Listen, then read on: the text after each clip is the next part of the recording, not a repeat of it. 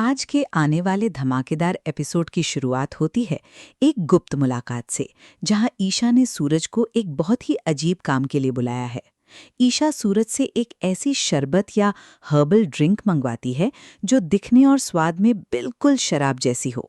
सूरज, जो अब एक रसूखदार आईएएस ऑफिसर है, ईशा की इस मांग पर भड़क उठता है। वो कहता है कि मैं शहर का कलेक्टर हूँ, कोई डिलीवरी बॉय नहीं जो तुम्हारे कहने पर ये सब सामान पहुंचाता फिरूंगा। ईशा की आंखों में आंसू आ जाते हैं और वो कहती है कि अगर मजबूरी नहीं होती तो वो उसे कभी परेशान नहीं करती। सूरज का गुस्सा तब थोड़ा ठंडा होता है जब ईशा उसे बताती है कि उसका भाई आरव बुरी तरह शराब की लत में डूब चुका है और आकाश उसे जानबूझकर और ज्यादा पिला रहा है। सूरज अपनी बहन काव्या के उजड़ते सुहाग को बचाने के लिए ये रिस्क उठाने को तैयार हो जाता है। वो चुपके से वो खास पेय पदार्थ ईशा को सौंप देता है, लेकिन साथ ही चेतावनी भी देता है कि वो ये सब सिर्फ अपनी बहन काव्या के लिए कर रहा है। ईशा मन ही मन मुस्कुराती है कि सूरज चाहे जितना भी सख्त बने, लेकिन आज भी वो उसके एक इशारे पर खिंचा चला आता है। उधर कहानी में एक नया तूफान उठता है जब आकाश अपने कमरे में आरिफ के साथ जाम से जाम टकरा रहा होता है। आकाश, जो एक आईपीएस अधिकारी है, अपनी वर्दी की आड़ में बेहद घिनौना खेल खेल रहा है। वो आरिफ को दिलासा देने का नाटक करता है और कहता है कि साले साहब, आपकी जिंदगी में इतनी परेशानियां हैं कि बिना इसके काम नहीं चलेगा। वो चाहता है कि आरिफ हमेशा नशे में धुत रहे ताकि वो उसे अपने इशारों पर नचा सके और सूरज को नीचा दिखा सके। तभी वहां ईशा आती है और बड़ी चतुराई से शराब की उन बोतलों को बदल देती है जिनमें सूरज द्वारा लाया गया हर्बल अर्क भरा होता है। आरव और आकाश पीना शुरू करते हैं, लेकिन आरव को नशा ही नहीं होता। वो हैरान है कि आज उसे वो सुकून क्यों नहीं मिल रहा जो हर रोज मिलता था। ईशा दूर खड़ी सब देख रही है और प्रार्थना कर रही है कि उसका ये छोटा सा झूठ उसके भाई को एक बड़े सच की तरफ ले जाए। इसी बीच कहानी में बड़ा मोड़ आता है जब काव्या वहां पहुंच जाती है। काव्या अपने पति आरव को इस हालत में देखकर टूट जाती है। आरव शराब के नशे का नाटक करने की कोशिश करता है और काव्या पर चिल्लाता है कि तुम यहाँ क्यों आई हो। तभी काव्या एक ऐसा कदम उठाती है जिसकी कल्पना किसी ने नहीं की थी। काव्या आरव के हाथ से बोतल छीन लेती है और कहती है कि अगर तुम्हें ये जहर इतना ही पसंद है तो आज से मैं भी तुम्हारे साथ पीऊंगी।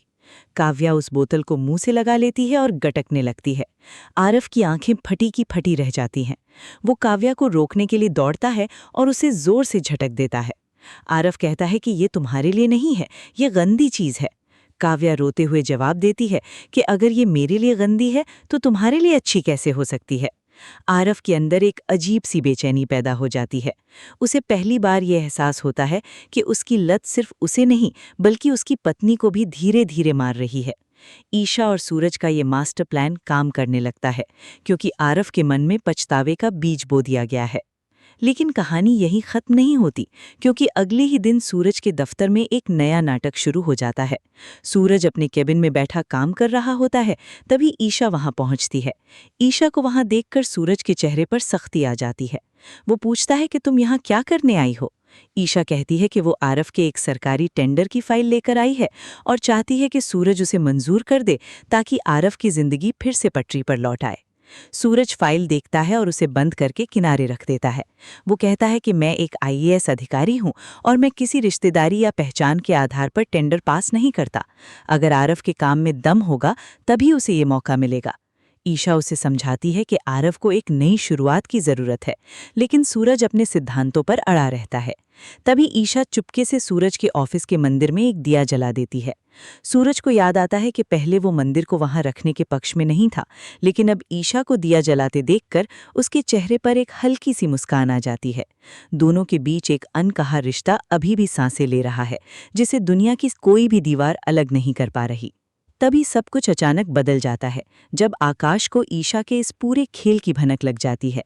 आकाश को पता चलता है कि ईशा और सूरज मिलकर आरव को सुधारने की कोशिश कर रहे हैं। उसका गुस्सा 7वें आसमान पर पहुंच जाता है। वो ईशा को धमकी देता है कि अगर उसने ज्यादा चालाकी दिखाई तो वो आरव को फिर से जेल भेज देगा। लेकिन आकाश खुद एक बड़ी मुश्किल में फंस गया है। आरव जब से उसके घर में रहने आया है, उसके खर्चे बेतहाशा बढ़ गए हैं। आकाश की सैलरी अब इन ऐशो आराम के लिए कम पड़ने लगी है और उसके चेहरे पर बढ़ती शिकन साफ बता रही है कि वो अंदर से टूट रहा है। वो आरव का इस्तेमाल करके सूरज को बदनाम करना चाहता था, लेकिन अब आरव ही उसके गले की फांस बनता जा रहा है। अब आकाश एक ऐसी खतरनाक साजिश रचने का फैसला करता है जिससे वो सूरज के करियर को हमेशा के लिए खत्म कर सके, और इसके लिए वो आरव का ही मोहरा बनाने वाला है। उधर आरव के दिमाग में अब धुंधली यादें साफ होने लगती हैं। जब वो नशे के बिना होश में रहने लगता है तो उसे एक एक करके पुरानी बातें याद आने लगती हैं। उसे याद आता है कि कैसे आकाश ने सूरज के खिलाफ भड़काया था और कैसे उसे बार बार पुलिस से पकड़वाया था।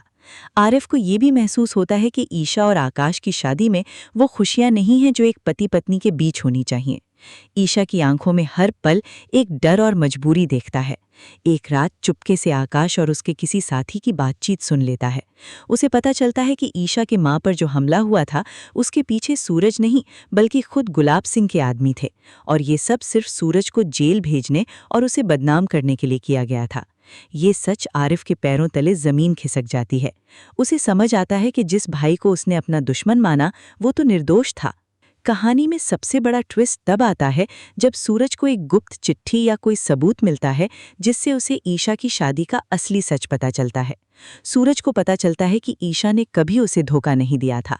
ईशा ने तो अपने प्यार की बलि दे दी थी ताकि सूरज का भविष्य बर्बाद ना हो जाए।